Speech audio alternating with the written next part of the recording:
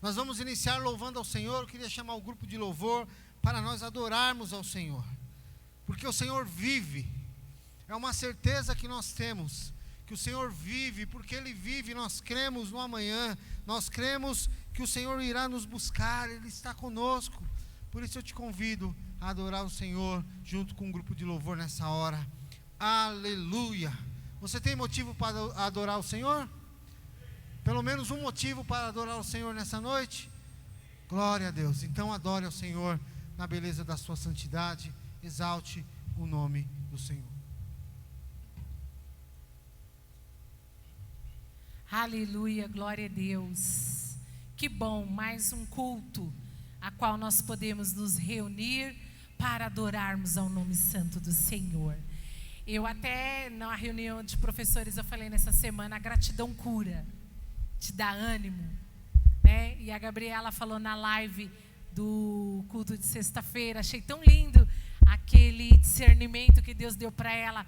Quando ela leu ali Mateus 5, que nós somos o sal da terra, ela falou, nós temos o sabor da vida, que é o Evangelho.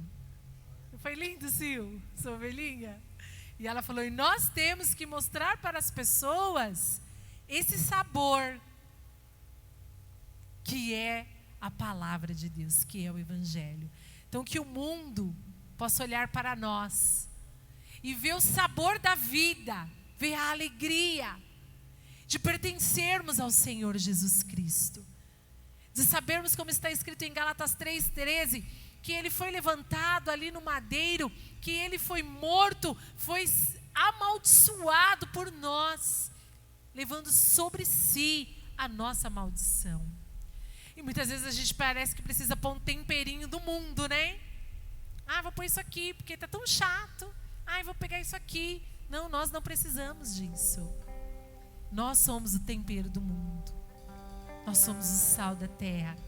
Nós somos a luz do mundo. E eu achei tão lindo quando ela falou aquilo. Nós temos que mostrar o sabor da vida para as pessoas. E esse sabor chama-se Jesus de Nazaré. Aleluia. Então eu tenho certeza que se você começar agradecendo ao Senhor pela sua salvação, pela sua redenção, se você começar a agradecer ao Senhor pela sua saúde, pela sua família, pela sua vida, pela sua igreja, seu coração vai começar a se alegrar e você vai se encher de energia. E você vai começar a levar para as pessoas esse sabor, essa alegria. Não é as coisas do mundo que tem que entrar na nossa vida para trazer alegria. Somos nós que temos que ir até o mundo levar a alegria da salvação. E esse louvor diz, porque Ele vive, eu posso crer no amanhã. Ele ficou 3 dias morto, mas ao terceiro dia Ele ressuscitou. Ó morte, onde está a tua vitória? Ó morte, onde está o teu aguilhão? Ó morte, tu foste tragada pela vida. A vida de Jesus tragou a morte. Nós não estamos sob o jugo da morte. Nós estamos sob o jugo da vida, a vida de Jesus. Nós temos esperança. Não é um pensamento positivo, é uma mudança de paradigma. Porque o pensamento que é hoje positivo, amanhã torna-se negativo. Mas aquele que tem uma mente transformada, aquele que sofre uma metanoia, aquele que muda de paradigma, ele entende que a esperança dele está em Cristo Jesus, que se fez maldição por nós ali na cruz. E porque Ele vive hoje, nós podemos crer no amanhã. Aleluia.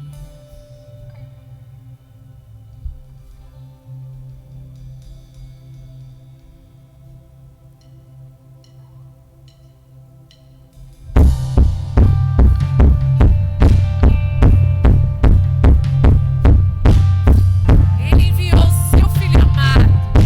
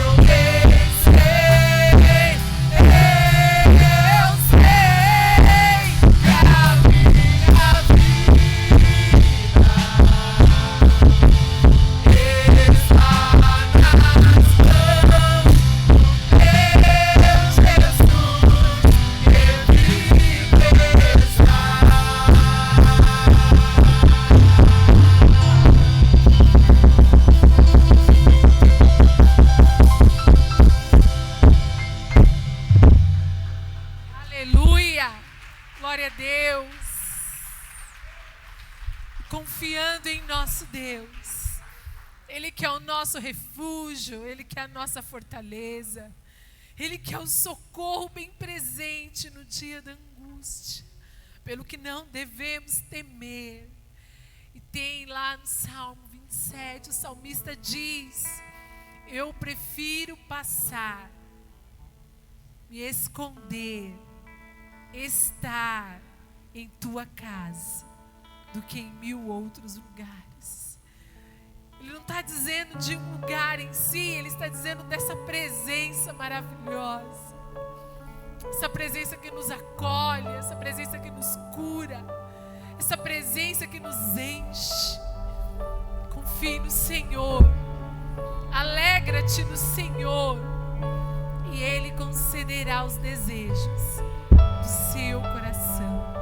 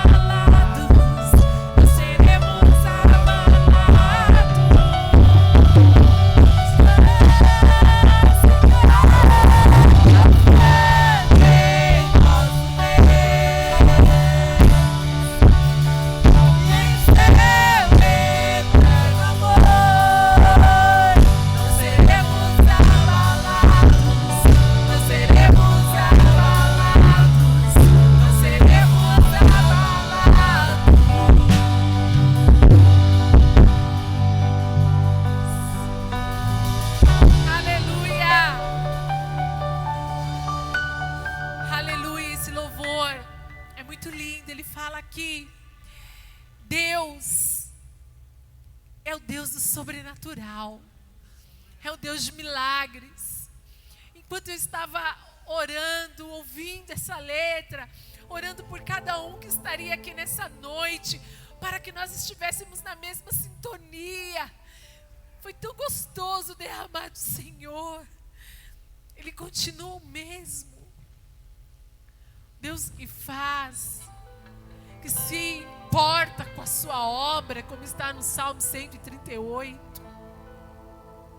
Mas as coisas vão entrando no nosso coração, outros temperos, que não é a palavra de Deus, que não é o jejum, que não é esse momento de comunhão. E nós começamos a buscar em outros lugares coisas para preencher a nossa alma, para preencher o nosso coração.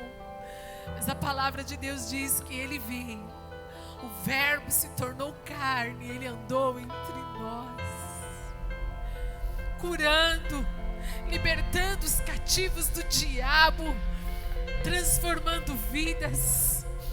Ele subiu ao Pai, mas Ele deixou o Espírito Santo que está entre nós para transformar, para libertar os cativos do diabo, para nos trazer liberdade no corpo, na alma e no espírito. E esse louvor diz: eu creio sim, eu creio que Ele faz, eu creio que Ele transforma situações, eu creio que Ele transforma vidas, eu creio que Ele salva, cura, liberta, eu creio que Ele pode transformar essa nação. Sim, eu creio, porque o Verbo se fez carne e andou entre nós e provou que tudo Ele pode fazer, porque Ele está sob a autoridade do Pai. E Ele disse um dia para os seus discípulos: se vocês querem ver ao Pai, vocês já estão vendo a mim. Então você está vendo o Senhor nesses dias? O que você tem visto nesses dias? Eu te convido a ver ao Senhor, a ver Jesus, a ver o Pai, a caminhar com o Espírito Santo, ser orientado por Ele. Não é desempenho, não é perfeição, é dependência, é humilhação.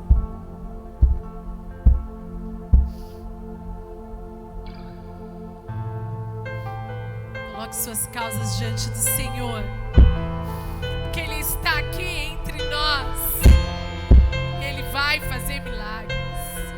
Aleluia. Glória. Deus que faz o cego ver, está passando por aqui, está passando por seu aqui. coração.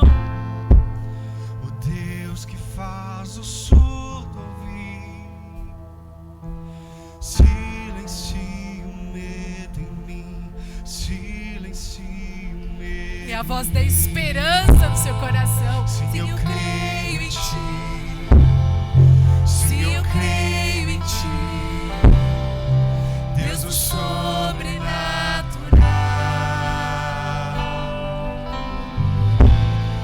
Sim, eu creio em Ti. Sim, eu creio em Ti, Deus do sobrenatural.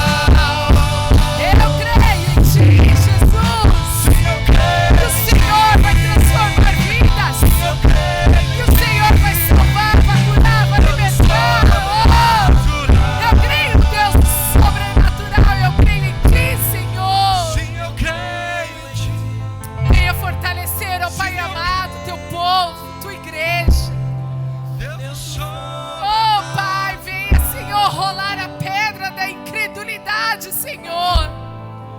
Sim, eu creio. Porque o Senhor não está distante do teu povo. Sim, eu creio. O Senhor está entre nós.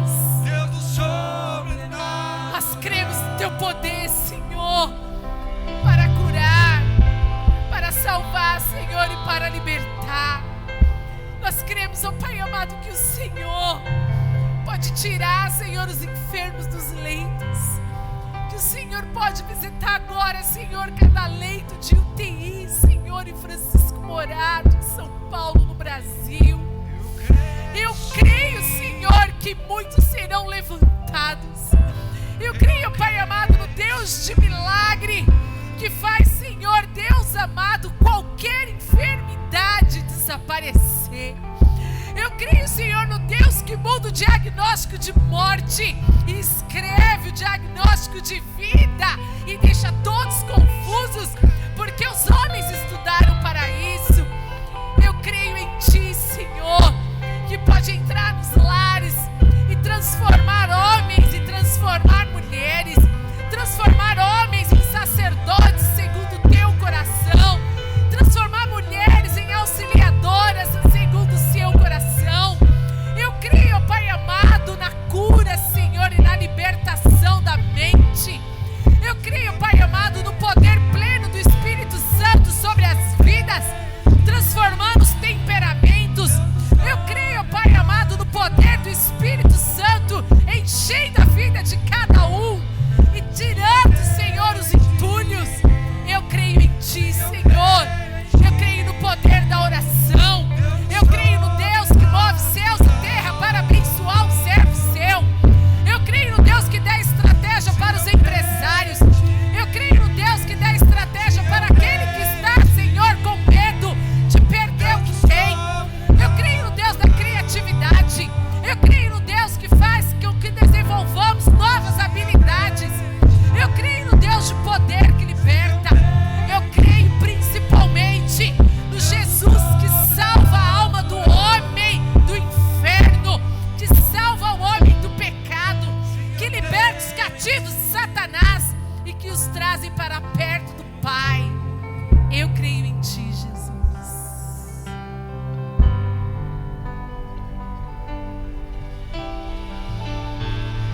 Nós cremos em Ti, Senhor. Aplauda o Senhor, aleluia. Aplauda o Senhor de todo o seu coração. Deus que nunca mudou, que nunca mudará. Aleluia, Jesus.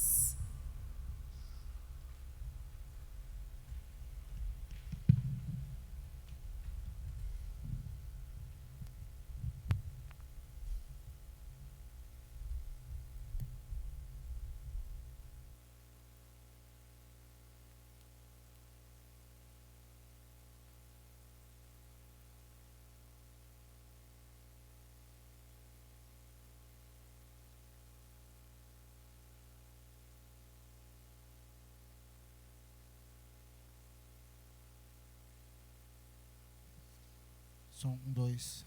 Aleluia. Amados, queria dar uma oportunidade agora para o diácono Márcio, dar uma saudação, falar um pouquinho daquilo que Deus tem feito em sua vida. Se recuperando aí de um acidente, né, Márcio? Foi ajudar o cunhado, acabou caindo da escada. Mas Deus é bom, né? Deus tem sustentado. Amém. Esse microfone aqui.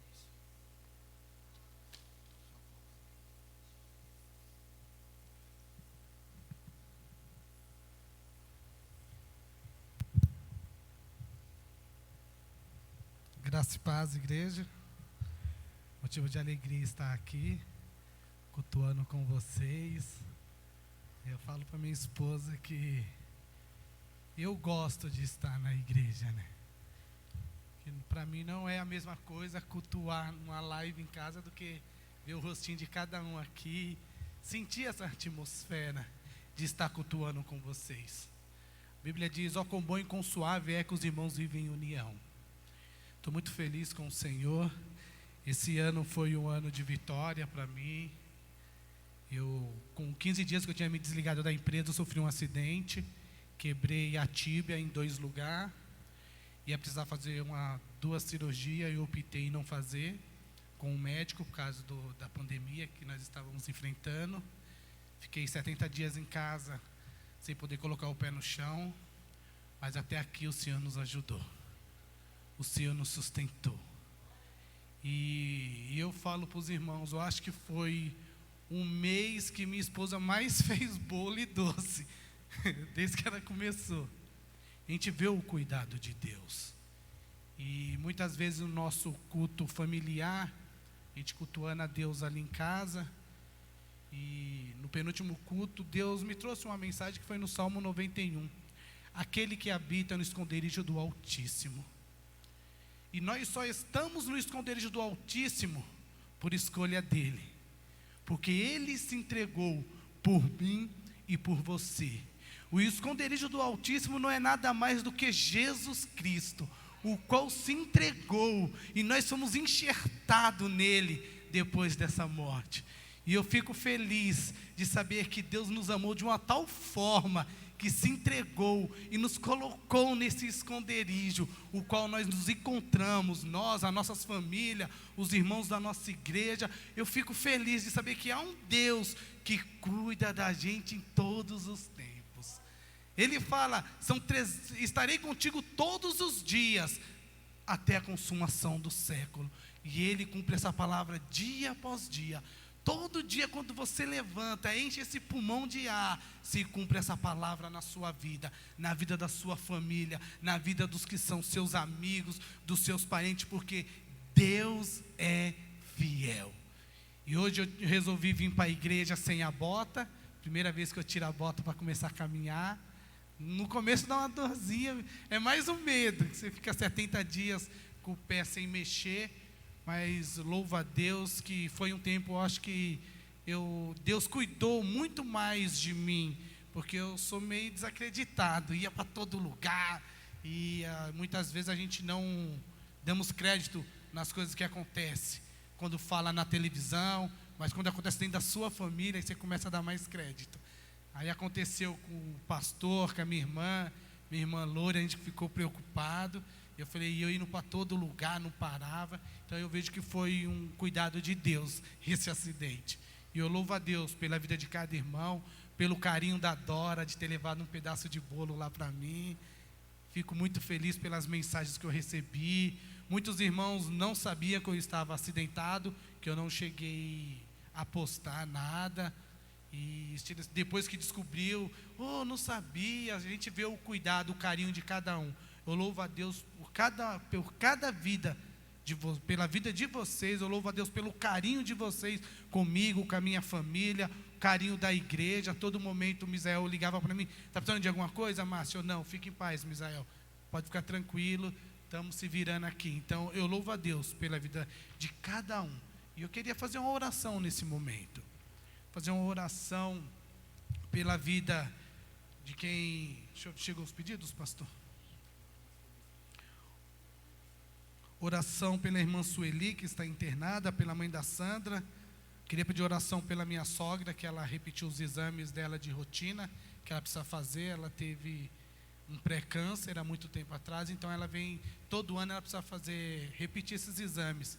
E é os meses que ela fica mais com medo, mas eu creio que vai ser só confirmação, que ela já foi curada em nome de Jesus. O nome dela é Margarete. Simone?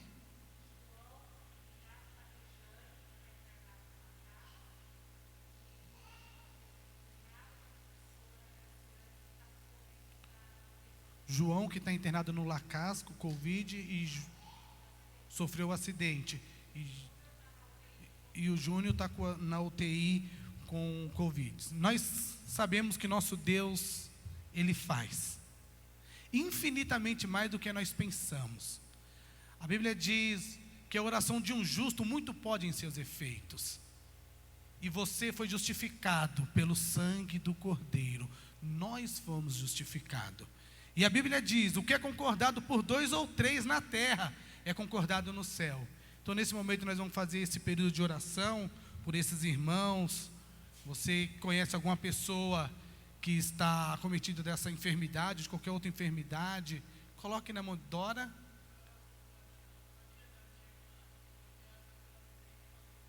Pela família da irmã da Lúcia. Dulce, da Dulce, que o esposo sofreu um acidente, infelizmente ele veio a falecer. Que Deus venha confortar, porque Ele é o nosso Consolador. Amém? Senhor, nós te louvamos, nós te bendizemos, Senhor, nesse momento. Colocamos, Senhor, todos esses pedidos nas suas mãos, Senhor, porque nós cremos que Tu pode fazer, Senhor, infinitamente mais do que nós pensamos, do que nós imaginamos. Senhor, eu peço para Ti, visita, Senhor, a família da Dulce, conforta, Senhor, o coração, porque Tu és o Consolador. Eu peço para Ti também, Senhor, vai de encontro, Senhor, com esses pedidos de enfermidade, Senhor. Visita todas as UTIs, Senhor, todos os hospitais, Senhor. Tu és os médicos dos médicos, Senhor. Operando Ti, quem impedirá, Senhor? Senhor, eu peço para Ti, vem, Senhor, com toda a sorte de bênção sobre, Senhor, essas famílias, sobre essas pessoas que se encontram doentes. Senhor, restaura a saúde, Senhor, para a honra e glória do Teu nome, Senhor. Senhor, eu peço para Ti, Senhor, visita a irmã Sueli. Senhor, põe Suas mãos de poder sobre a vida dela, Senhor, sobre a vida, Senhor, do Júnior, sobre a vida da mãe da irmã Sandra. Senhor, somos gratos a Ti, Senhor. Por isso nós levantamos esse clamor a Ti, Senhor. A Tua palavra diz: clama a mim, responder-te-ei, anunciar-te-ei coisas grandes e firmes que vós não sabes. E por isso nós, Senhor, clamamos a Ti, Abba. Escuta, Senhor, o nosso clamor, Senhor. Venha, Senhor, intervir, Senhor. Venha intervir, Senhor, no meio, Senhor, da Tua igreja, nessa fase tão difícil, Senhor, o qual nós temos passado, Senhor. Mas sabemos, Senhor, que Tu tens sido, Senhor, o nosso auxílio. Tu tens sido, Senhor, quem nos conduz dia após dia, Senhor. Eu te louvo, Senhor, por cada irmão que está aqui essa noite, por cada família aqui representada, Senhor. Eu te louvo, Senhor, por cada um, Senhor, que deixou, Senhor, o seu lar para estar diante de Ti, te louvando e te bendizendo, Senhor. E, Senhor, erguendo a nossa voz e dizendo que não há outro Deus igual a Ti, Senhor. Eu peço para Ti, Senhor, nos abençoa, continue nos abençoando, Senhor. Senhor, visita, Senhor, todas as nações, todos os países, Senhor. Senhor, que venha cessar, Senhor, essa pandemia, Senhor. Senhor, basta uma palavra Sua, Senhor. Nós cremos, Senhor, em Ti, Senhor. Senhor, eu peço para Ti, Senhor, toma, Senhor, o controle das nossas vidas. Senhor, nos conduza, Senhor, cada dia, dia após dia, Senhor. Queremos ser parecido contigo, Senhor. Senhor, gere em nós uma fé inabalável, Senhor. Em nome do Senhor Jesus, Senhor. É o que eu te peço, Senhor, desde já, Senhor. Em nome do Pai, do Filho e do Espírito Santo. Amém. Tu és maravilhoso, Senhor. E desde já eu agradeço a minha oportunidade e agradeço o carinho dos irmãos. Amém? Tu és bom, Senhor.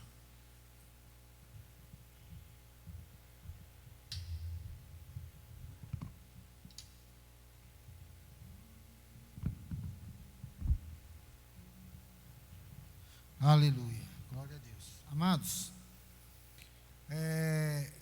alguns irmãos já estão sabendo, domingo que vem, dia 26, é o dia da nossa ceia. Vamos fazer a Santa Ceia do Senhor. E nós vamos fazer 2 cultos domingo que vem. O primeiro culto vai começar às 5 horas da tarde, às 17 horas, e vai até 18h30. E o segundo culto começa às 19 horas. Então eu gostaria de dar preferência para esse culto das 17, para os irmãos mais idosos, os irmãos, né, que não têm vindo na igreja. E então nós vamos fazer assim: você vai entrar no WhatsApp, ou se você não puder, você vai passar para algum irmão, para nós preenchermos essas vagas do primeiro culto com os irmãos que estão um tempo sem vir. E os irmãos mais jovens vão vir no culto mais tarde, que vai começar às 19 horas. Amém? Os irmãos entenderam?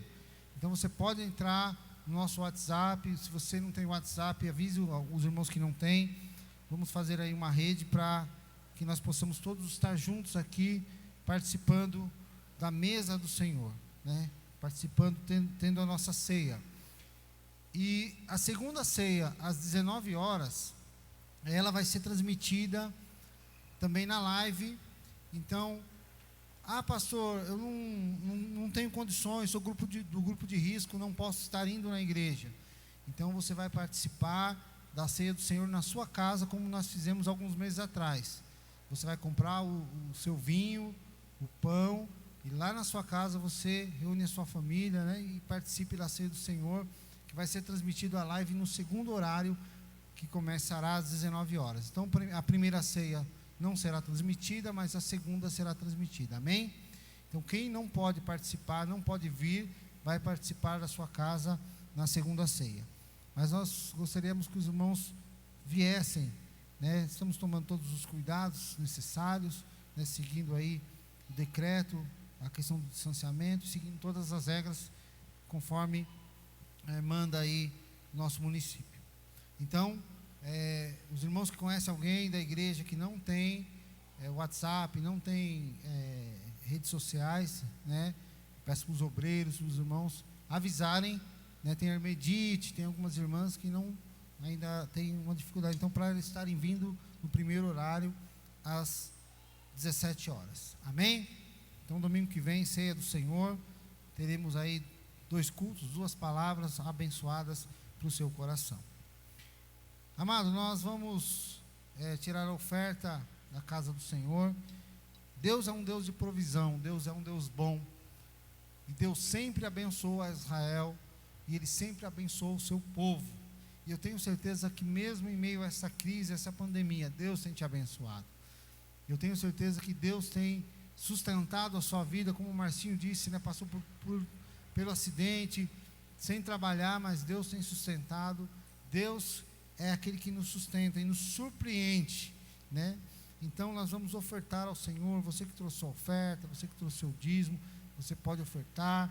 Você que ainda não está vindo, nós temos a nossa conta, né, que está disponível aí na live. Você pode fazer aí a sua oferta e dizimar na obra do Senhor. Nós temos muitos compromissos com os nossos missionários, tantas despesas para serem quitadas, mas o Senhor é aquele que nos sustenta. Amém? E eu queria cantar um hino enquanto os irmãos ofertam ao Senhor. Cadê o Lincoln? Está aí? Tá, eu só preciso da letra. Tem um celular com internet aí? O senhor tem? Tá com o seu aí, Rei? Pôr no Google aí para procurar uma letra aí. Estou com medo de esquecer a letra. Amém? Vamos adorar o Senhor. Então você que trouxe a oferta, você que trouxe o seu dízimo, você pode adorar ao Senhor.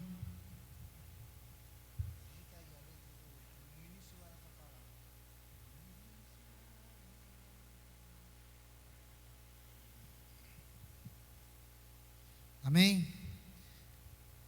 Você corre atrás aí. Vamos adorar ao Senhor, vamos ofertar.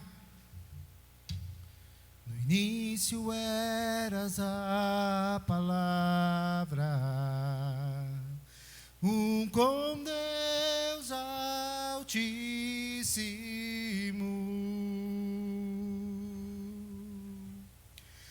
mistério de tua glória, Cristo em ti se revelou. Oh, quão lindo esse nome é! Oh, quão lindo esse nome é! O nome de Jesus, meu Rei. Oh, quão lindo esse nome é! Maior que tudo Ele é. Oh, quão lindo esse nome é! Nome de Jesus. Deixou o céu para buscar-nos, veio para nos resgatar.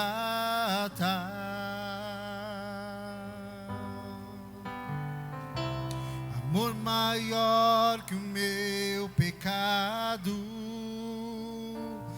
nada vai nos separar. Oh, quão maravilhoso é! Oh, quão maravilhoso é o nome de Jesus, meu Rei.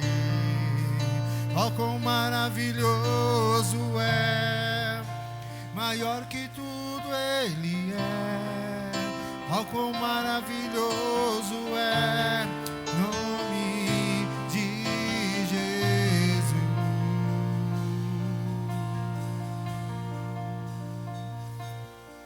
Amém. Senhor, obrigado, porque é o Teu nome, Senhor, que nos fortalece. É pelo Teu nome que nós te servimos. É pelo Teu nome que nós oramos. E é pelo Teu nome que nós fazemos a Tua obra e nos reunimos aqui. Senhor, abençoa, Senhor, os dízimos, as ofertas da Tua casa. Obrigado, Senhor, porque se não fosse o Teu nome, nome poderoso, nome que pronunciado, as trevas, Senhor, elas fogem.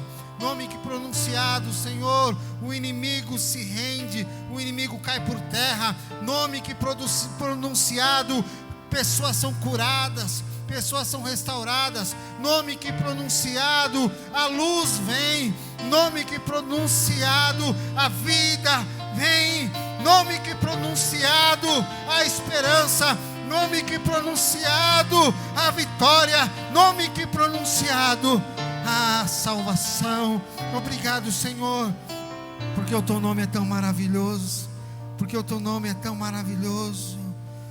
Oh, quão maravilhoso é, oh, quão maravilhoso é o nome de Jesus, meu Deus. Oh, quão maravilhoso é, maior que tudo Ele é. Oh, quão maravilhoso é nome Jesus. E só foi depois que Jesus subiu aos céus, os discípulos começaram a perceber o poder desse nome. Eu não tenho prata nem ouro, mas o que eu tenho isso te dou. Em nome de Jesus, o Nazareno levanta e anda. Em nome de Jesus. E esse nome foi sendo pronunciado pela boca dos discípulos. Os milagres começaram a ocorrer. Esse nome começou a ser pronunciado pelos apóstolos. Esse nome começou a ser pronunciado por aquele que cria em Jesus. Os milagres começaram a ocorrer. E esse nome continua sendo pronunciado pela igreja. Esse nome continua sendo pronunciado pelos missionários. Esse nome continua sendo pronunciado pela boca de homens falhos, mas cheios do Espírito Santo, que quando abrem os seus lábios diz: em nome de Jesus, aleluia, o milagre acontece, o sobrenatural acontece. E em nome de Jesus, que haja paz no seu lar. Em nome de Jesus, haja cura na sua família. Em nome de Jesus, haja vitória na sua mente, no seu coração, na sua alma triste. Em nome de Jesus, haja alegria no seu coração. Em nome de Jesus, haja provisão na sua casa. Em nome de Jesus, as portas se abram no seu trabalho. Em nome de Jesus. Oh, esse nome tem poder. Por isso, nós continuamos crendo, nós continuamos pronunciando esse nome. Não deixaremos de falar no nome de Jesus. Amém? Glória a Deus. Eu queria chamar aqui Elvis, que está com a oportunidade de pregar, ministrar a palavra. Aleluia.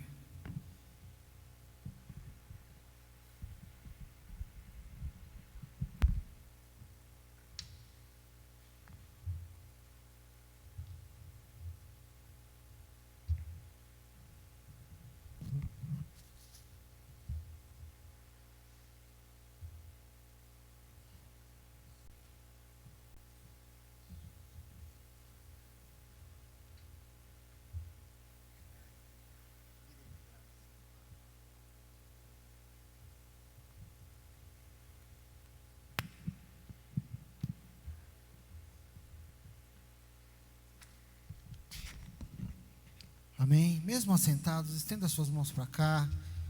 Nós vamos orar pelo ministro do Senhor. Glória a Deus. Aleluia. Nós, depois que passar essa pandemia, a primeira coisa que nós vamos fazer é pedir a Deus levantar obreiros nessa igreja, né? Deus tem levantado homens, mulheres com palavra de Deus, homens e mulheres que têm feito a diferença. Isso é nítido aos nossos olhos e aos olhos do Senhor. Por isso eu creio que o Senhor vai falar contigo nessa noite. Estenda as suas mãos. Senhor, eu quero te louvar pela vida do Elvis, Senhor, ministro da tua palavra, que tem uma palavra no nosso coração. Continua falando conosco. Senhor, como o Senhor tem nos ensinado através do livro de Neemias, continue, Senhor, usando o teu filho para nos ensinar através da tua santa e bendita palavra. É o que nós oramos em nome de Jesus. Amém. Fique à vontade, Elvis, Deus abençoe.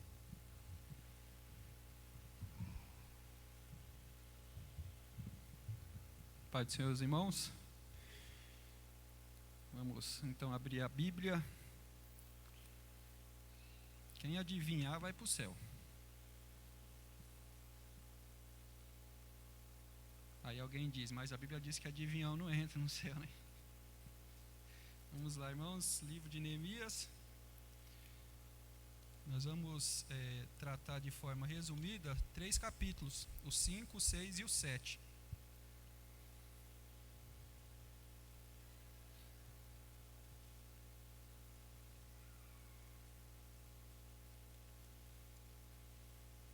Neemias fica entre Esdras e Ester, se alguém tiver com alguma dificuldade.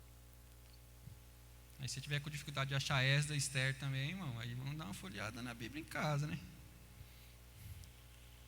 Acho que o caminho mais fácil é achar Salmos e ir voltando.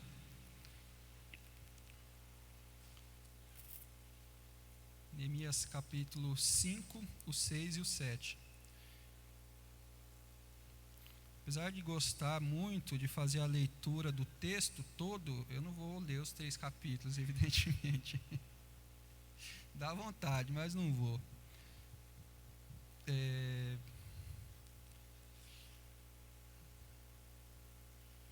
Gostaria de ler no capítulo 5, o versículo 5, 14 e 15. No capítulo 6, o verso 13 e o verso 12. E no capítulo 7, vamos ler só o versículo 1. Então, capítulo 5, versículo 5 e versículo 14 e versículo 15. Tem alguém que não encontrou? Todos encontraram? Ok, vamos fazer a leitura. Agora, pois, a nossa carne é como a carne de nossos irmãos, e nossos filhos como seus filhos. E eis que sujeitamos nossos filhos e nossas filhas para serem servos. E até algumas de nossas filhas são tão sujeitas que já não estão no poder de nossas mãos. E outros têm as nossas terras e as nossas vinhas. Versículo 14 e versículo 15. Também desde o dia em que fui nomeado seu governador na terra de Judá, desde o ano 20 até o ano 32 do rei Artaxerxes, 12 anos, nem eu nem meus irmãos comemos o pão do governador. Mas os primeiros governadores que foram antes de mim oprimiram o povo e tomaram-lhe pão e vinho, e além disso 40 siclos de prata. Ainda também os seus moços dominavam sobre o povo, porém eu assim não fiz, por causa do temor de Deus. Então, capítulo 6, versículo 3. E enviei-lhes mensageiros a dizer: estou fazendo uma grande obra, de modo que não poderei descer, porque cessaria esta obra, enquanto eu a deixasse e fosse ter convosco. Versículo 12. E conheci que eis que não era Deus quem o enviara, mas essa profecia falou contra mim, porquanto Tobias e Sambalate o subornaram. E o versículo 1 do capítulo 7, sucedeu mais que, depois que o muro for edificado, eu levantei as portas e foram estabelecidos os porteiros e os cantores e os levitas. Amém? Graças a Deus. A gente espera ansioso pelo fim, né, dessa pandemia, e acompanhando as notícias, a gente não tem a mínima ideia de quando isso vai acontecer, né, irmãos? A gente fica numa expectativa de que de repente apareça uma cura ou um milagre, e a gente quer que isso acabe logo, porque a gente precisa voltar à nossa vida normal, né, à nossa rotina. E a gente fica olhando tudo isso acontecer com a certeza de que nós servimos o único que pode dar fim a toda essa situação. Os homens trabalharão e estão trabalhando para que isso acabe. Talvez alguns não, né? Tem gente que acha fonte de lucro em toda a situação. Talvez para alguns é interessante que isso não acabe. Mas é melhor a gente crer que a maioria trabalha para que isso acabe logo, como tem trabalhado.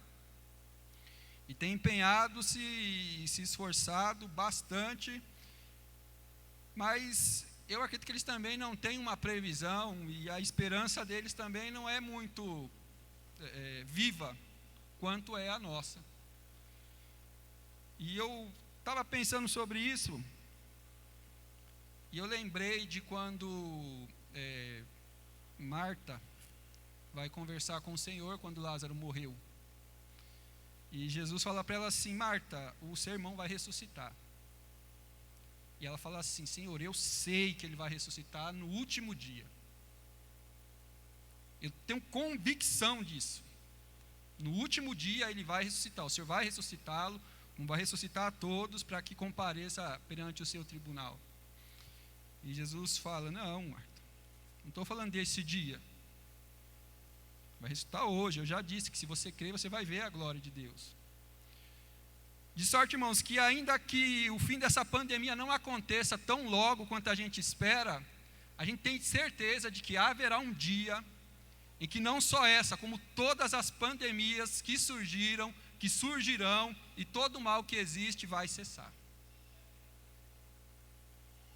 Vai cessar, todo o mal cessará. Todo vírus, toda praga, toda dor, todo choro, toda a maldade, tudo aquilo que não procede de Deus vai cessar naquele dia que Deus estabeleceu. Enquanto isso, vamos trabalhando, servindo ao Senhor e confiando que as coisas vão acontecer segundo a sua boa, perfeita e agradável vontade. Neemias, eu não precisava nem dizer isso, mas é um homem admirável. E as coisas que a gente vê Neemias fazendo, irmãos, são muito encorajadoras. Porque quando a gente lê o livro e a gente contextualiza, era muito provável, irmãos, que nenhum de nós aqui faria o que Neemias fez. Neemias estava muito bem empregado, em condições muito melhores do que a de muita gente, e provavelmente morreria ali velho, tranquilo, sossegado, vivendo bem, tendo do bom e do melhor, e daria fim à sua vida assim maravilhosamente. E ele abre mão disso. Ele não se tem certeza se ele nasceu no exílio ou não, mas o fato é que ele tinha um interesse muito grande pela sua nação. Ele tinha um interesse muito grande pelo seu povo. E ele entendia e sabia que ele precisava fazer alguma coisa. Ele tinha que fazer alguma coisa. Alguma coisa que chegasse às suas mãos precisava ser feito. Ele tinha interesse. Ele tinha vontade. Era como se algo nele fosse incompleto. Porque essa não foi a única vez que ele teve notícia de como estava a cidade de Jerusalém. Aparentemente, sempre que alguém de lá aparecia, ele tinha a curiosidade de saber, e aí, como é que está o povo? Como é que está a cidade? O que está acontecendo? Como é que está? E constantemente, o seu coração ardia de desejo de que a sua sorte fosse restaurada.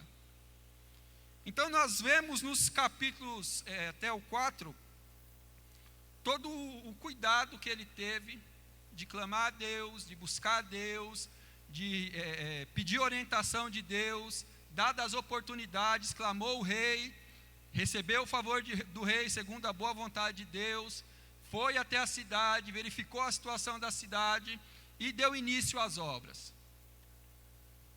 Como se não bastasse a dificuldade da obra em si, ainda tem os opositores, que é o que nós temos no capítulo 4.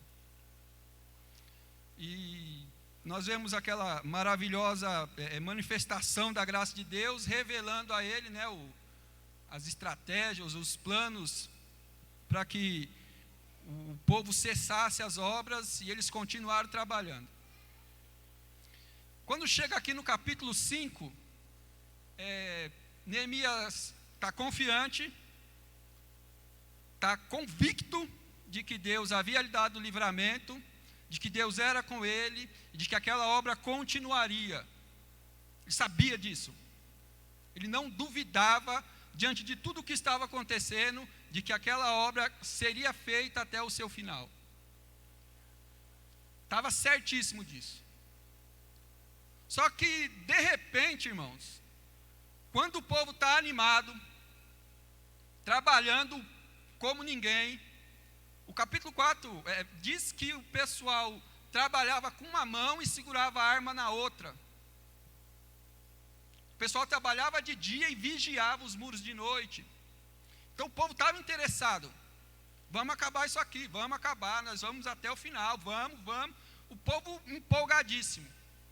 E aí, de repente, surge uma notícia. O pessoal começa a reclamar de que os seus próprios irmãos estavam sendo injustos. As pessoas mais bem abastadas, os ricos, entre aspas, estavam se aproveitando da situação em que a maioria estava para tirar vantagem. Estavam se aproveitando de toda a situação para ajuntar mais dinheiro, para se dar bem. Enquanto todos estão trabalhando para uma mesma causa, tinha uns no meio que estavam ali se aproveitando, emprestando dinheiro com juros altos, pegando propriedade do outro como forma de pagamento, pegando os filhos para serem escravos. Então Neemias, além de lidar com os problemas daqueles que são de fora, agora tem que lidar com os problemas dos que são de dentro. E sinceramente, quando a gente lê, bate até uma revoltazinha, porque você pensa, poxa, está todo mundo numa mesma causa, no mesmo propósito, como uma pessoa tem coragem de fazer isso? De tirar vantagem de alguém que está trabalhando para o seu próprio bem. Porque eram judeus, era povo de Israel, a reconstrução de Jerusalém era benefício para eles também, era a bênção de Deus sobre a vida deles. Mas eles estavam mais interessados em ganhar dinheiro. E aí a gente olha e fica revoltado e pergunta, como é que a pessoa tem coragem de fazer um negócio desse? Só que aí, irmãos, quando a gente olha para a nossa situação hoje, a gente vê que isso não mudou. Diante dessa situação, me diga uma coisa que abaixou o preço. Não existe, eu não achei nada que tivesse diminuído o valor. A única indústria que não parou, a única não, mas a que não parou nunca de jeito nenhum foi a indústria alimentícia. Vê nos mercados como é que estão os preços. Os valores subiram. O povo está comprando mais. E a gente vê que ser humano é ser humano em qualquer época, em qualquer circunstância. Desde que Adão pecou, o ser humano vai ter gente assim. Só que o que agrava mais é você ver alguém que recebe ou carrega o nome de povo de Deus. Isso tem que ter um peso sobre os nossos ombros. Quem estava fazendo essas coisas era o povo de Deus. A gente, como igreja, tem que ter essa consciência. Porque momentos de crise, momentos de dificuldade, momentos de luta, como nós temos vivido, tem que despertar em nós o melhor. Nós temos que despertar aquilo que nós recebemos do Senhor. Nós temos que ter essa consciência de que como povo de Deus, como ser humano em si, isso já deveria ser algo implícito. Como povo de Deus, muito mais. Muito mais como povo de Deus. E a gente precisa refletir. Como você tem manifestado o amor de Deus nesses tempos de crise?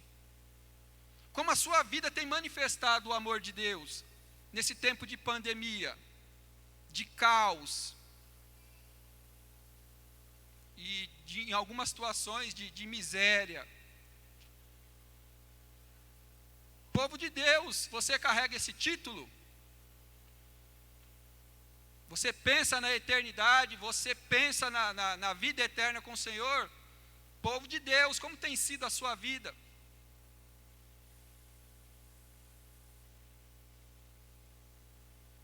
Então, isso acontece e vai sempre acontecer. Agora, nós como povo de Deus temos que dar o testemunho, nós temos que ser diferente. Temos que dar o exemplo.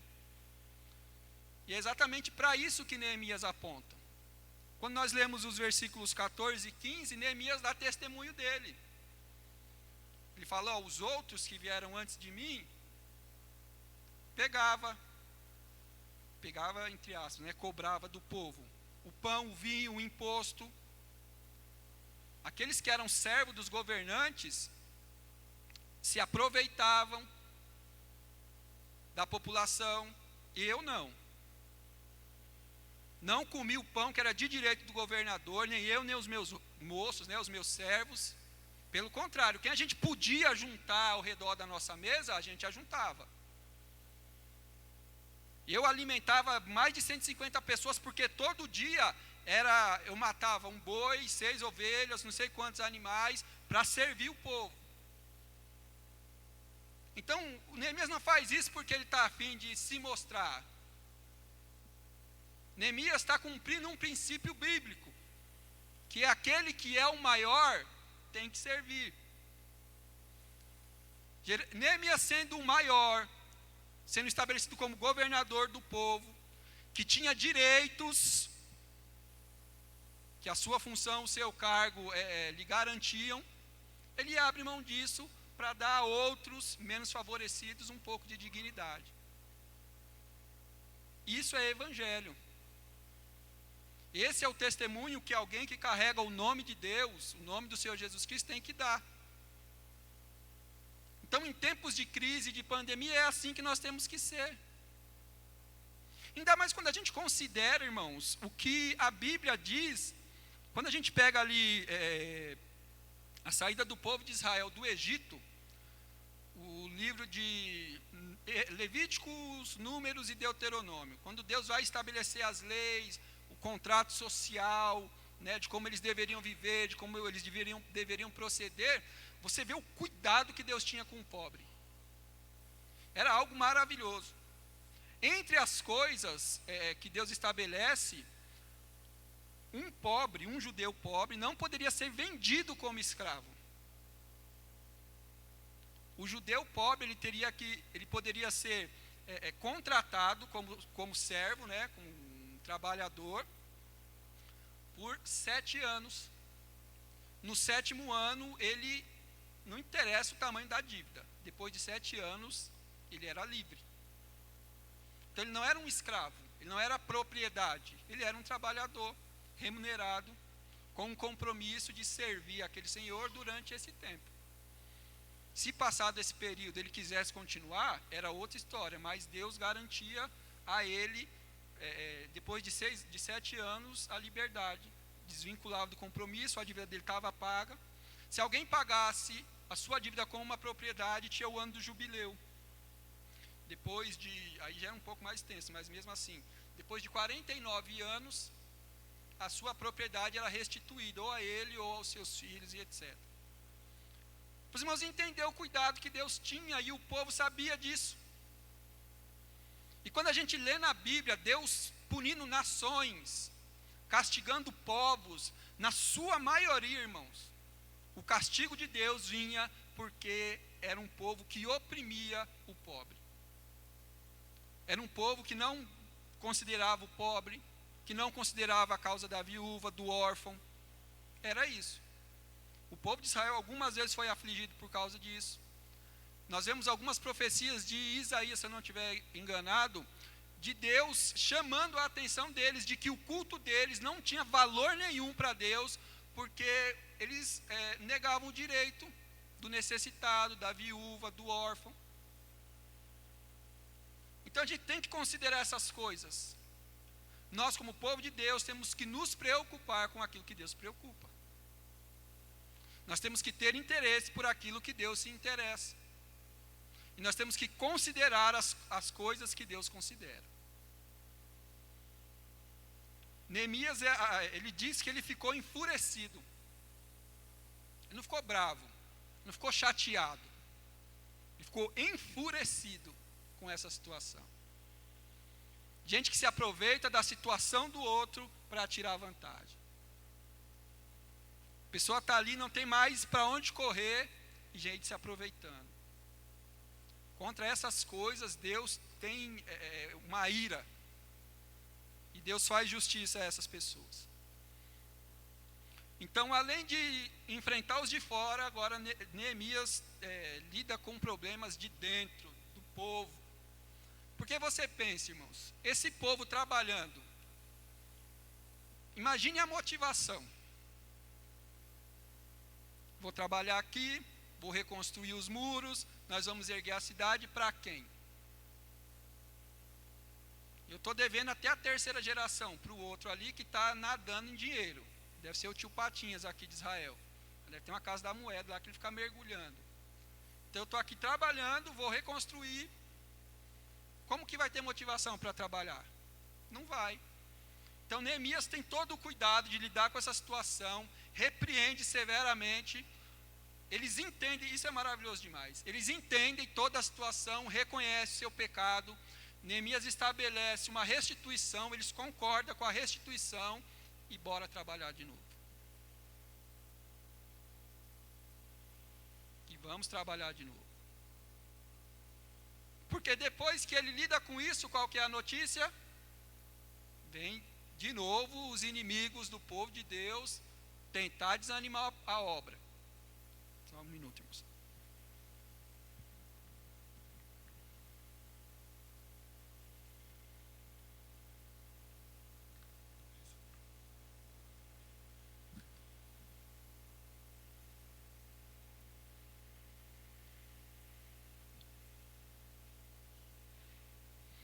Então, pensando nisso, irmãos, pensa como que é a vida de um líder. Pergunta para o pastor aí depois, se é fácil ser líder. Isso de uma igreja, imagine de um povo inteiro. Agora uma coisa que Neemias deixa muito claro, muito claro. É que ele sabia para quem ele estava fazendo o que ele estava fazendo. Quando ele resolve toda essa situação e vem de novo Sanbalate, Tobias, questionar, ele fala, vamos conversar, já que as nossas tentativas até aqui têm sido frustradas, os nossos planos têm sido desfeitos, vamos conversar, vamos achar um jeito aqui de a gente... Então ele sai do ataque direto e tenta o diálogo. O diabo é astuto, né? Como ele é espertinho. as formas do diabo tentar nos desviar daquilo que Deus nos colocou para fazer são inúmeras. Ele começa direto não vai, ele tenta de outro jeito ele não cessa, irmãos. Por isso que Pedro diz que ele anda como um leão ao derredor, bramando e buscando a quem possa tragar. Está só na espreita, a oportunidade que ele tiver. Mas Neemias, ligado, sabendo para quem ele está fazendo, ele diz assim: ó, eu estou numa grande obra aqui, se eu parar para conversar, se eu descer para conversar com vocês, essa obra vai parar e isso não convém. Deixa eu continuar na grande obra aqui. O que eu acho legal nisso, irmãos, é que a gente pensa que Neemias fala isso por causa do tamanho da obra que ele está fazendo. Considerando a magnitude da empreitada dele, a gente acha que ele classifica como grande obra por ser de fato grande. Mas lendo Jeremias, a gente tem a noção de que poderia ser a coisa mais simples. Sendo para Deus, ele diria, é uma grande obra. De sorte que para Deus, quando a gente faz, nada que a gente faz para Deus é pequeno. Tudo para Deus é grande obra. Os irmãos vão lembrar em Atos dos Apóstolos que havia uma serva do Senhor que morreu. Chamava Dorcas. E era uma irmã fiel a Deus, tinha o carinho de todo o povo. E quando Pedro chega, é Pedro ou Paulo? Me perdi. Enfim, um dos apóstolos chega, se eu não me engano é Paulo. É Pedro? Pedro. Obrigado, irmãos.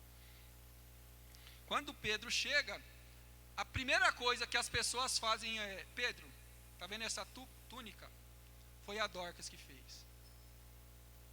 Quem dá valor a qualquer coisa que alguém costura? Está vendo isso aqui? Esse cachecol? Foi ela que fez. Está vendo isso? Foi Dorcas que costurou. Ela era reconhecida por uma coisa simples, costurar. Talvez não por isso, mas isso tenha tido um peso muito grande. Isso foi levado em conta na hora dela ser ressuscitada.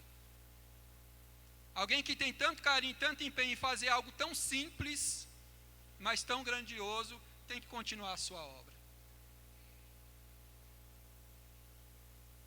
As pessoas que receberam as túnicas costuradas por Dorcas ficaram muito felizes, eu tenho certeza. Então, irmãos, não espere você ser chamado para algo que você considera grande. Qualquer coisa que Deus te chamou para fazer, tenha certeza, é algo grandioso. Existe um pregador muito famoso, morto inclusive, o Charles Spurgeon. Você vê muita frase dele no Facebook. Ele deu testemunho porque ele foi um dos grandes pregadores, né? Inclusive ele é chamado pelo meio evangélico de o príncipe dos pregadores, tanto pela quantidade e beleza dos seus sermões, quanto pela quantidade de pessoas que ele atraía. E ele já juntou, talvez hoje isso num estádio não seja nada, mas na época era. Ele juntava 25, 30 mil pessoas em um galpão para ouvi-lo pregar. E um dia ele disse: eu só pude pregar a 30 mil pessoas porque eu comecei pregando a 5. E eu tenho certeza, irmãos, que quando ele foi recebido no céu, aquelas 5 pessoas que ele pregou, Deus olhava do mesmo jeito para quando ele estava pregando para 25, 30. Porque para Deus isso, o que Deus te deu para fazer? Você que vai fazer para 5, outro que vai fazer para 10 mil, Deus vai olhar do mesmo jeito. É a mesma grandeza, é a obra de Deus que está sendo feita, e é nas suas mãos que Deus colocou para fazer. Os irmãos vão lembrar da parábola da semente, de que a semente cai em boa terra. A Bíblia diz que deu 30, 60 e 100 por 1. E na nossa mente isso são degraus, né, de qualidade. O que fez 60 fez melhor do que o que fez 30. O que fez 100 fez melhor do que o que fez 30 e do que o que fez 60. Quando na verdade todos deram 100%. O que deu 30 tinha capacidade de dar 30, deu 100%. O que deu 60 tinha capacidade de dar 60, deu 100%. E o que deu 100 tinha capacidade de dar 100, deu 100%. Então, para Deus isso não vai ser relevante. O importante é que você faça. Neemias sabia disso. Falou, não quero papo com vocês, estou numa grande obra aqui. Não quero. Tem quantos aí para conversar comigo? 4, conversa com vocês 4, deixa eu aqui trabalhando. Mas o fato é que Neemias estava interessado na obra. O que ele queria saber era sobre a obra. Já dispensei vocês, já resolvi meus problemas aqui, não vem mais me atormentar não. Estou num trabalho sério aqui, não quero saber de conversa com vocês não. Vocês não têm nada para oferecer até agora, não ofereceram nada, não é a partir de agora que vão oferecer. Estou aqui com Deus trabalhando, o resto é conversa. Então Neemias despreza. Aí novamente, o que acontece? Problema dos de dentro. Só que agora vem com outra cara. Neemias, um homem espiritual, que ouve a Deus, vai até a casa de um sacerdote, e o cara está lá, trancafiado, as 7 chaves na casa dele. Neemias chega até ele e ele diz assim, a gente corre perigo. Eles vão vir à noite para matar você. Sabe o que a gente faz? A gente vai lá no templo e se esconde, lá no santuário. Porque aí lá eles não vão poder. Neemias olhou, não tenho direito de entrar no santuário. Alguém da minha qualidade não tem direito de entrar no santuário, muito menos para se esconder. Não vou me esconder lá não, acho que tem alguma coisa errada aí com a sua conversa. E ele percebeu que aquilo que estava sendo dito, com uma aparência de revelação de Deus, o texto diz isso, Neemias diz isso, que a profecia que ele havia dito sobre Neemias não vinha da parte de Deus. Ele tinha sido pago por alguém, provavelmente por Tobias, para dizer aquilo, para que Neemias entrasse no templo e as pessoas o julgassem. Quem é ele para entrar no templo? Só porque é governador acha que pode entrar no templo? Já tinha relatos na Bíblia de gente assumindo o papel de sacerdote e a coisa não foi muito boa. Saul, por exemplo. Ali era o lugar do sacerdote. Então era provável que aquilo fosse uma armação para que a credibilidade de Neemias caísse, e aí quem ouviria um líder em descrédito? Então Neemias sabia que ele não podia estar lá, por isso que ele nega. E isso demonstra que Neemias conhecia as leis, ou seja, ele conhecia a palavra de Deus. Alguém falou em nome de Deus para ele fazer uma coisa que a palavra de Deus não diz. Aí nós percebemos, irmãos, a importância de se ter conhecimento e entendimento da palavra de Deus. Porque só falar em nome do Senhor não basta. Existe um livro que Deus deixou, que manifesta a sua vontade, que manifesta os seus valores e os seus princípios, e é por este livro que nós caminhamos. Então, falar em nome do Senhor algo que a palavra de Deus diz que não é para fazer, não dá crédito nenhum, não deve ter crédito nenhum. Alguém diz, o Senhor disse assim, mas a palavra diz que o Senhor disse que não é assim, é a palavra de Deus que permanece. Então, além de conhecer a palavra do Senhor, Neemias tem um discernimento espiritual. Não, o que você está falando não é de Deus. E é importante que a gente saiba disso. É importante que a gente conheça a palavra de Deus. É importante que a gente ame o Senhor a esse ponto. Para que a gente não seja enganado. Mas o irmão disse em nome do Senhor, mas a palavra de Deus disse que não. Isso é tão sério, irmãos, que a Bíblia, se eu não me engano, é em 1 Samuel, não. se não me engano é em Reis, que Deus falou com um profeta. Falou: você vai até tal lugar, você não vai parar para falar com ninguém, você vai fazer exatamente isso e vai voltar sem falar com ninguém. Essa era a ordem. O profeta foi, fez o que Deus mandou. Quando ele estava voltando, ele encontrou um outro profeta, que a Bíblia vai falar que era um profeta mais velho do que ele. E quando o profeta o chama, ele falou: não, o Senhor falou comigo que eu tinha que ir fazer e voltar sem parar e sem falar com ninguém. E aí o profeta mais velho falou assim: mas Deus falou comigo que é para você vir comigo. Aí o que esse primeiro profeta fez? Bom, ele é mais velho, deve ter mais experiência, vou ouvi-lo. No fim das contas, ele seguiu o profeta mais velho e acabou morrendo. Só para os irmãos terem uma noção. Então, se Deus deixou aqui escrito o que é para ser feito, pode ser a pessoa com maior credibilidade que você conheça. Se ela disser: o Senhor me falou que é para você fazer desse jeito, quando a Bíblia diz que não é, fique com a Bíblia. Prefira a Bíblia. Conheça a Bíblia. A Bíblia é certeza que é Deus falando. Na boca do outro, irmãos, às vezes ele pode estar, não é nem mal intencionado, às vezes é até bem intencionado. Mas às vezes só boa intenção não basta, né? Como eu falei, Saul tinha ótimas intenções quando desobedeceu a Deus. Então Neemias lida com isso. Lida com o povo de fora, lida com o povo de dentro, lida com o povo de fora, lida com o povo de dentro.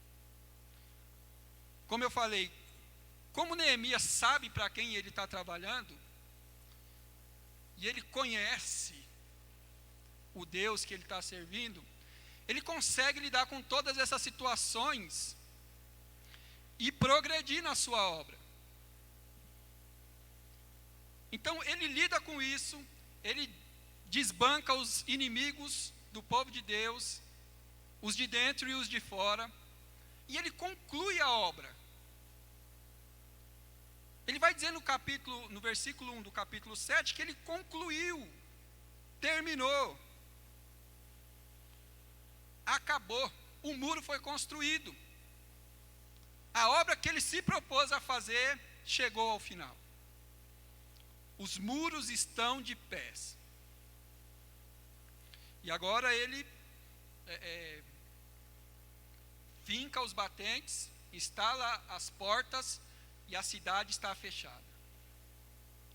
E aí a gente olha, irmãos, e toda vez que a gente chega no final de uma história, a gente fica feliz.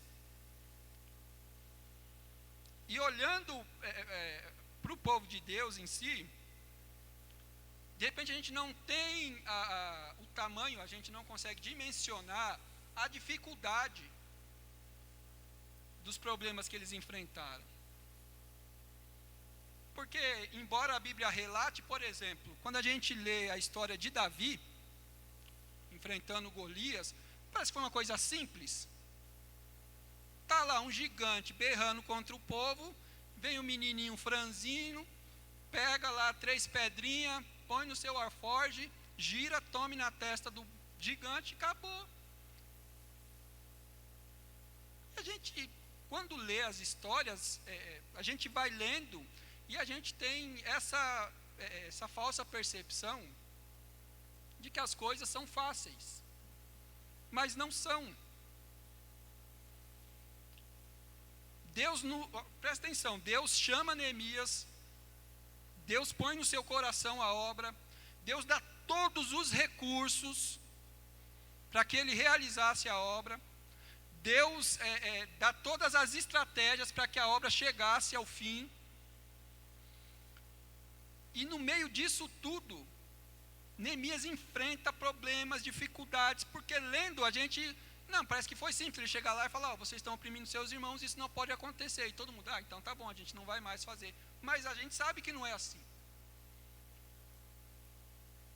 Ninguém gosta de ser repreendido, gente que tem poder então, muito menos. Por que eu estou falando isso? Exatamente para a gente não criar essa ilusão. de que Deus vai nos dar algo para fazer e as coisas vai sair às mil maravilhas, sem problema, sem dificuldade, sem luta. Não. Deus não garante facilidades, Deus garante vitória. Vitória, pode ter certeza. Se Deus te chamou alguma coisa para fazer, então não crie essa expectativa, irmão, de que Deus vai te chamar para algo, que você está envolvido em algo que é a causa de Deus, e que as coisas vão acontecer sempre às mil maravilhas. Não vai. Nenhum personagem bíblico que fez algo, que ficou registrado aqui, venceu com facilidade. Todos enfrentaram problemas, dificuldades, lutas das mais diversas. Isso falando de pessoas comuns.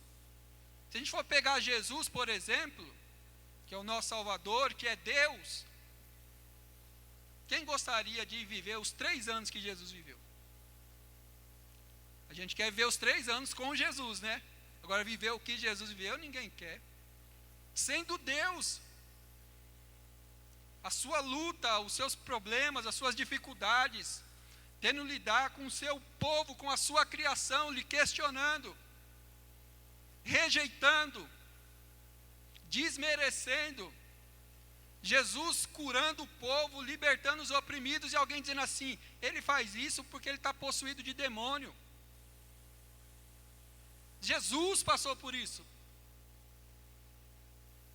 Então Neemias, irmãos, tinha um temor, sabia para quem ele estava fazendo aquilo que estava fazendo. E nesse ponto eu gostaria de esclarecer aqui, irmãos. O que a gente considera a obra de Deus? Para você, o que é obra de Deus? Neemias, desde o princípio, entendeu que tudo o que ele fizesse, a partir daquele momento que ele recebe o favor do rei, era obra de Deus. E às vezes a gente tem o nosso trabalho, a gente tem o nosso ofício, a gente faz alguma coisa na nossa vida que nós chamamos de secular, e a gente não considera essas coisas obra de Deus, mas é. Em Atos dos Apóstolos está escrito que em Deus nós vivemos, nos movemos e existimos. Não existe nada que você faça nessa vida que não seja diante de Deus, para Deus, obra de Deus, para a glória de Deus.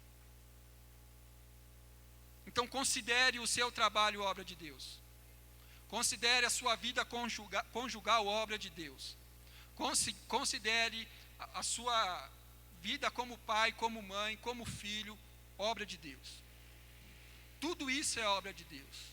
Em todas essas coisas Deus é glorificado. Em todas essas coisas Deus é exaltado. Todas essas coisas são feitas diante dele. Então não tem, irmãos, essa ideia de que você não está fazendo a obra de Deus porque você não tem uma função aqui na igreja. E aí, você faz o que lá? Nada, eu só vou para o culto mesmo, participo lá das reuniões, mas eu não faço nada não. Ainda não estou trabalhando na obra. Quem disse? Existe uma frase que o pessoal compartilha, eu não vou lembrar quem é o autor, que ele diz assim, não existe nada mais extraordinário do que um homem comum, uma mulher comum e seus filhos comuns. É uma família diante de Deus, glorificando a Deus. Quem dá valor para isso? Nós damos. É obra de Deus. Então Neemias encerra talvez a parte mais importante daquilo que ele se propôs a fazer. Tendo concluído isso, ele põe os muros e ele faz algo extremamente importante. E eu fiz uma observação que eu quero compartilhar com os irmãos. Quando ele restaura os muros, ele começa a estabelecer funções específicas. Até esse momento, todo mundo estava trabalhando em uma mesma causa.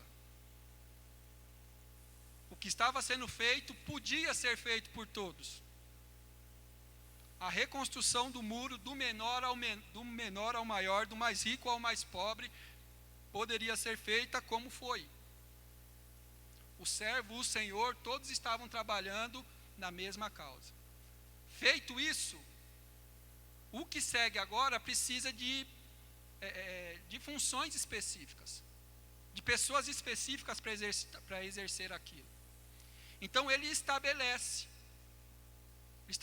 um governador para liderar o povo, ele estabelece um chefe de exército, entre aspas, ele chama os levitas para assumir os seus postos. O que eu quero dizer com isso?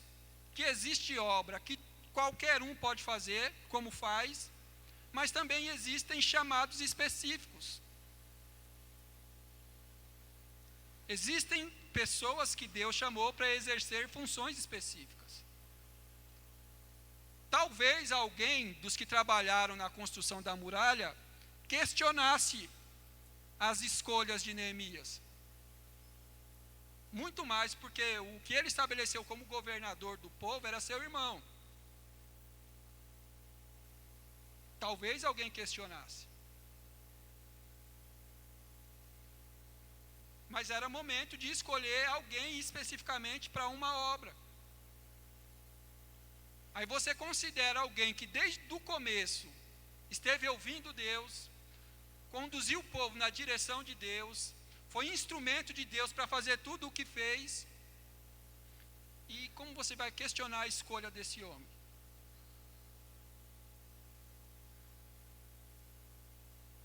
Às vezes a gente pode não entender. Não, mas por que ele? Por que ele que vai ser o pastor? Por que ele que vai ser o líder? Tem gente mais capacitada. Deve ser porque é parente. Deve ser porque é amigo. Deus chamou pessoas específicas para coisas específicas. Qualquer problema com isso, quem tem que ser questionado é Deus. Vai lá o povo orar lá, Deus, por que Neemias escolheu o irmão dele para ser o nosso líder agora?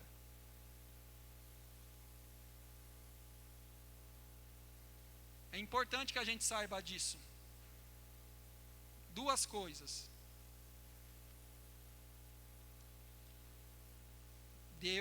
Existem coisas que todos podem fazer.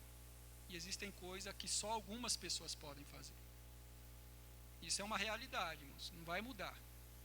Na obra de Deus, principalmente. Talvez, a gente olhando para a vida dos apóstolos, alguém considerasse que Paulo não mereceria ser apóstolo.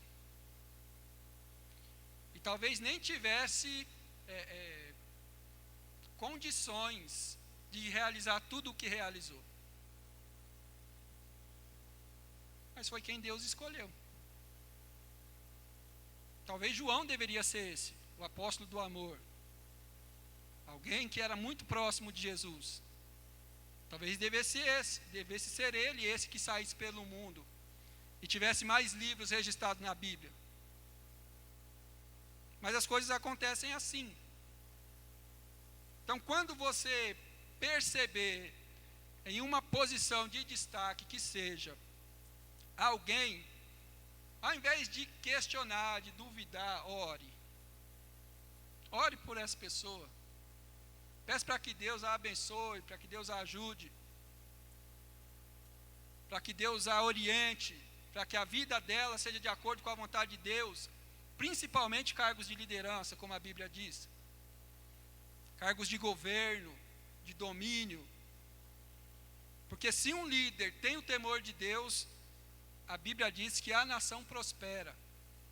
Se não tem, o povo geme.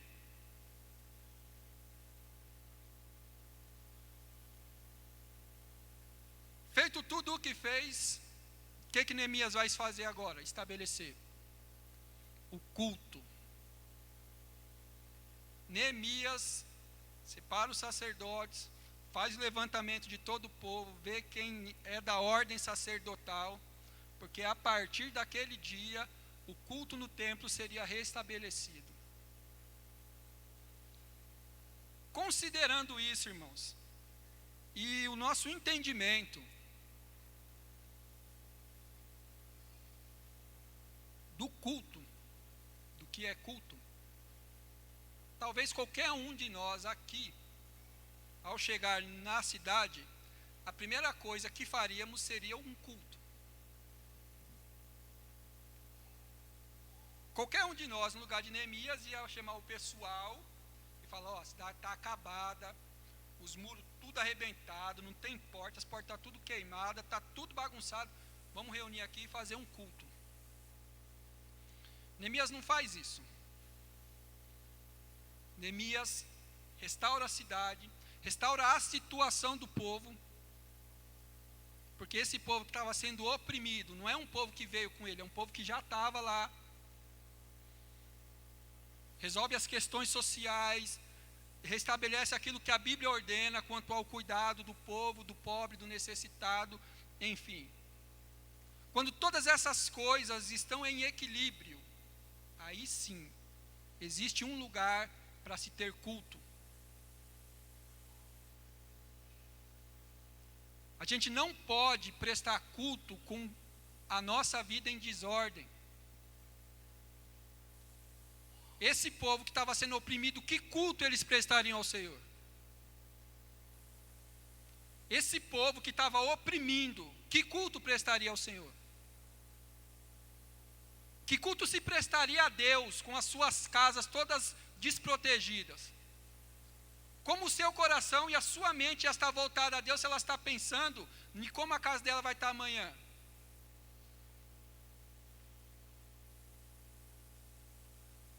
Então o culto, ele não é o mais importante. Como eu falei, houve situações na Bíblia em que Deus desprezou o culto do povo. O culto de vocês, para mim, não tem valor, porque o que vocês fazem fora desse momento aqui, não tem parte comigo. Então a gente tem que ter essa preocupação de ter a nossa vida cultuando. Os irmãos vão lembrar do que Jesus disse quanto à oferta.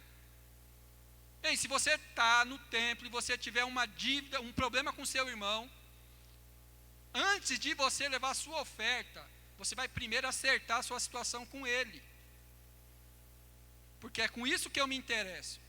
Depois que a situação estiver acertada, aí você vem ofertar, porque a sua oferta vai ser aceita. Então a gente com a vida toda bagunçada, sem o menor interesse pelo outro, pela causa do outro, problema do outro, problema em casa, briga com o marido, briga com a mulher, bate no filho, espanca, xinga a mulher tudo quanto é nome, xinga o marido tudo quanto é nome, aí vem aqui: Senhor, eu te amo, eu te adoro. Como que Deus vai aceitar um culto desse? Deus tem prioridades, irmãos. Qual que é a prioridade de Deus? É que pessoas santas, com a vida santificada, prestem um culto santo. Pessoas santas que não santificam a sua vida, não podem prestar um culto santo. O culto vem depois que as coisas estão em harmonia, em equilíbrio. O coração do povo está alegre. O pobre que estava lá, cheio de dívida, que não sabia mais se ia poder ver a filha ou o filho, agora tem seu filho restaurado, a sua família reunida, pode prestar um culto, pode glorificar o Senhor, pode adorá-lo. Eu coloquei: se a nossa vida não cultua a Deus, o nosso culto é sem vida.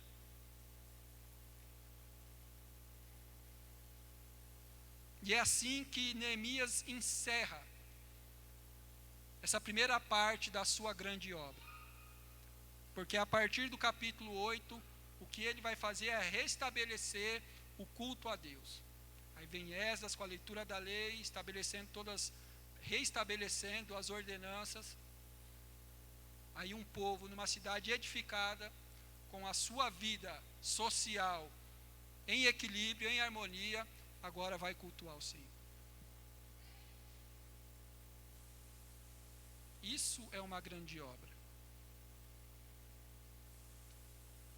Essa é a função de Neemias, ou a consequência de Neemias na vida de uma nação. Agora, se Deus te chamou para fazer a diferença na vida de uma pessoa, irmãos, faça. Se Deus te chamou para restaurar a vida de uma pessoa, ainda que essa pessoa seja você exclusivamente, faça. Se essa pessoa for alguém que você não goste, faça com mais gosto ainda, mas faça. Deus vai olhar para você e vai olhar para Neemias com os mesmos olhos. Porque é isso que importa. Pessoas comuns fazendo grandes obras. Pessoas comuns que se colocam à disposição de Deus para fazer a obra de Deus, para impactar a vida de pessoas que vão glorificar a Deus. Amém? Vamos orar?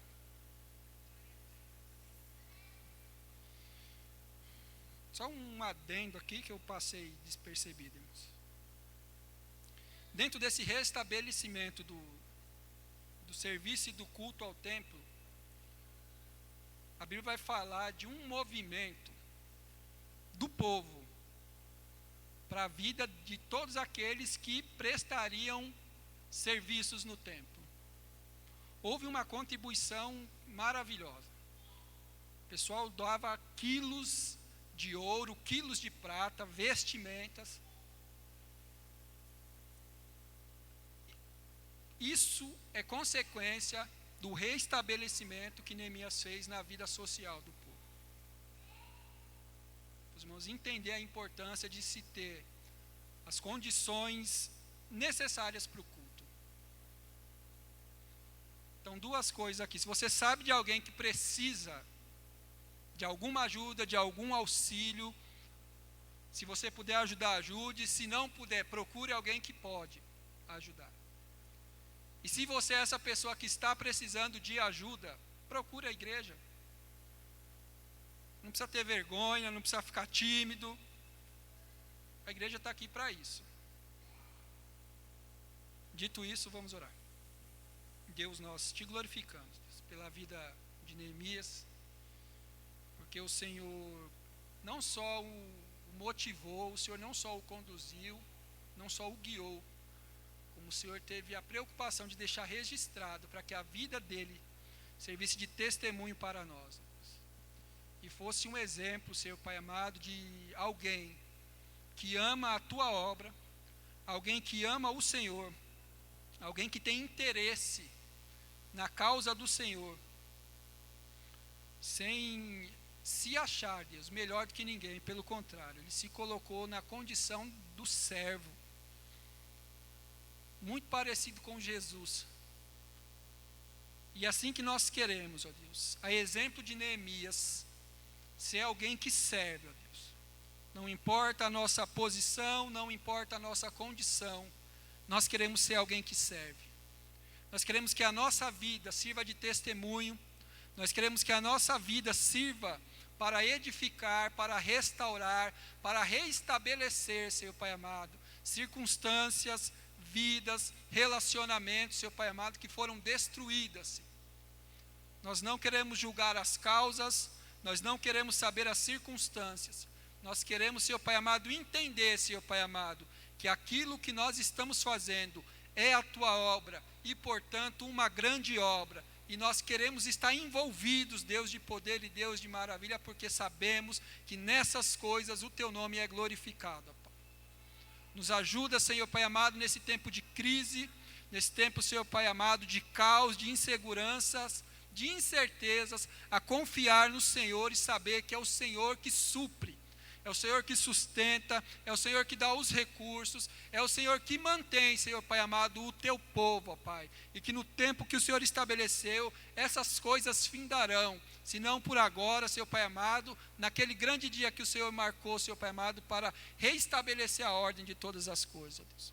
Dá paz ao nosso coração, que o nosso coração, Senhor, possa continuar, Deus, servindo, amando e confiando, Deus de poder e Deus de glória, porque nós sabemos que o Senhor é o Deus de todas as coisas e é o Deus a quem nós servimos, ó Deus. Nós te adoramos, nós te glorificamos, Senhor Pai amado, e te exaltamos no nome santo do Senhor Jesus Cristo.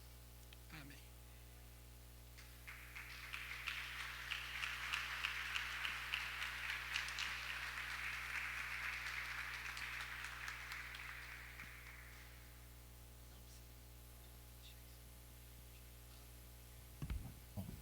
Som.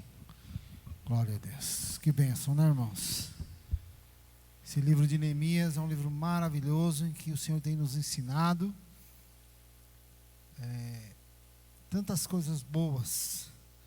E a Bíblia é isso, a sua palavra é isso. É nós olharmos para a palavra de Deus e vermos que houve homens e mulheres obedientes ao Senhor, que fizeram diferença numa nação, num povo, numa família.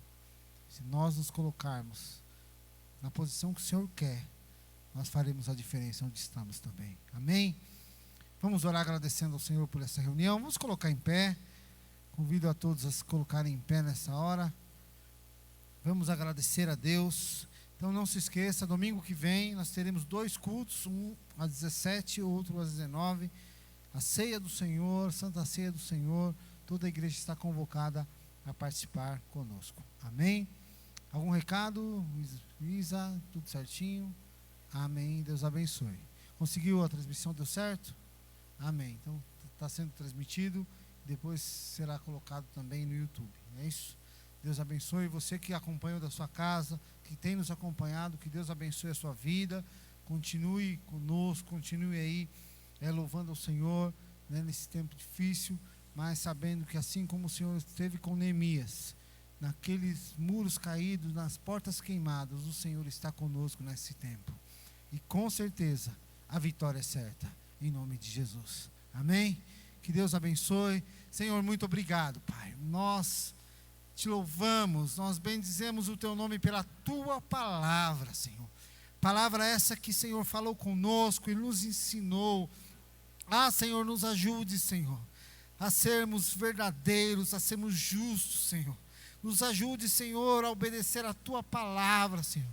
A guardar a tua palavra em nosso coração, para que no momento, Senhor, em que os inimigos vierem, para que no momento, Senhor, que tanto, Senhor, a oposição externa como interna, Senhor, nós possamos ter discernimento, Senhor, da tua palavra, para poder ter, Senhor, uma resposta firme, Senhor, assim como Neemias teve com aquele sacerdote, assim como Neemias teve com Sambalá.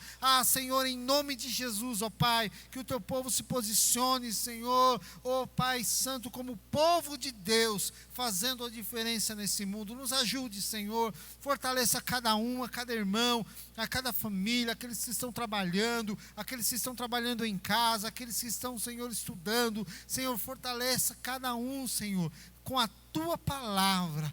É o que nós oramos em nome de Jesus, crendo que o Senhor está conosco. Pai, muito obrigado. Nós te louvamos por esse culto e te agradecemos em nome de Jesus. Amém? E que o amor de Deus, a graça do nosso Senhor e Salvador Jesus Cristo e as riquíssimas consolações do Espírito Santo seja com a sua igreja, desde agora para todos sempre. Todos digam amém. Deus abençoe. Vá na paz do Senhor. Amém.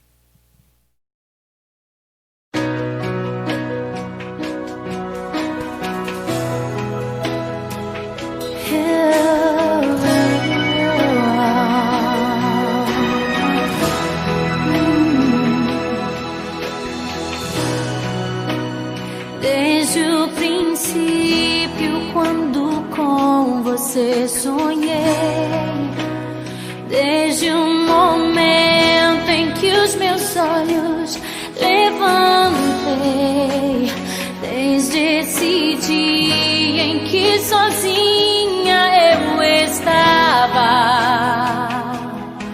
foi quando seu olhar no meu se encontrou. Soube que me amava, entendi.